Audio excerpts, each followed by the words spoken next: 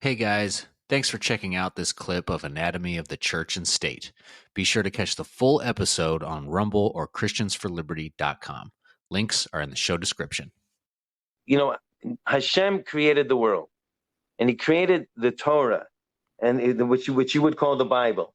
What is the purpose of the Torah? What's the purpose of the Bible? It has stories in it, but it's not a storybook. There's history in it, but it's not a history book. Right. It's God's instruction manual how to live a happy and successful life in this world.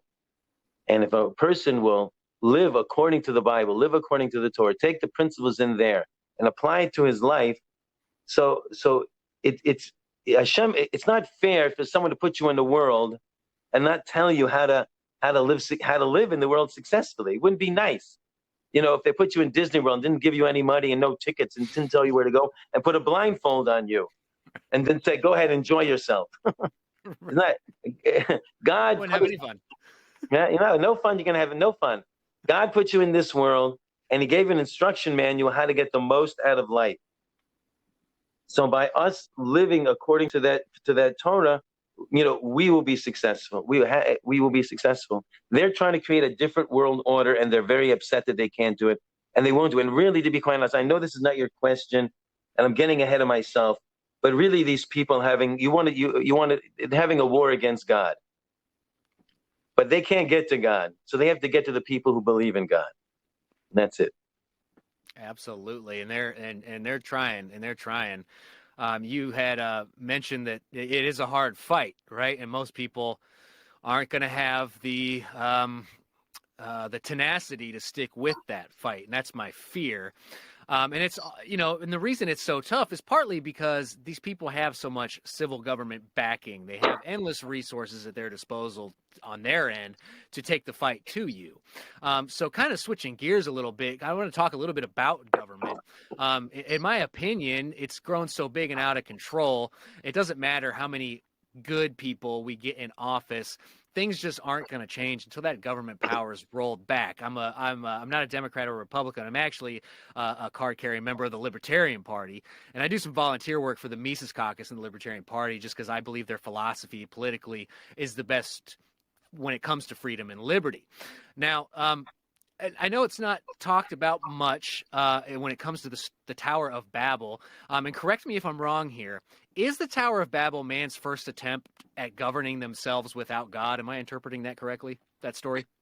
So basically, if I can just tweak it a little bit. Sure. That basically what it is, it's mankind's first united attempt to do something.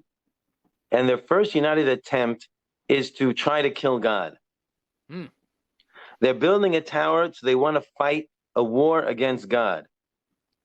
And as Hashem even says in the Torah, I see that that's what mankind's inclination is.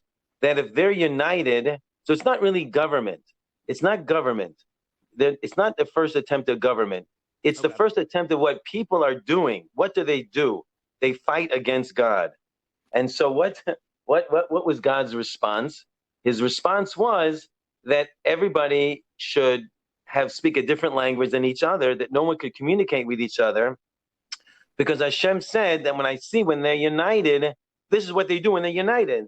They want to fight against the one who created them, the one who's giving them all the good that they have in their lives. And if I could just bring that, so I hope that you understand that this is just showing and what is God's response? God's response is everyone becomes a different nation, which you see that it's the will of God there should be nationalism. There should not be globalism. Because Hashem, his answer was everyone should be a different nation. If you're a different nation, you will work on your own nation. You won't join together to fight a war against God. And you see that all these people who are just trying to destroy society are all globalists. Yes, we all want to unite together all over the globe. The people in Davos, whatever, all unite together, and that we're fighting a war against God. And basically, when the advent of the internet came into being, that's like the modern day Tower of Babel, because now everybody for the first time is now speaking the same language. Now we're all speaking the same language via the World Wide Web. via social media. And what is it the people are using that for? They're using it once again to fight against Hashem, to fight against God.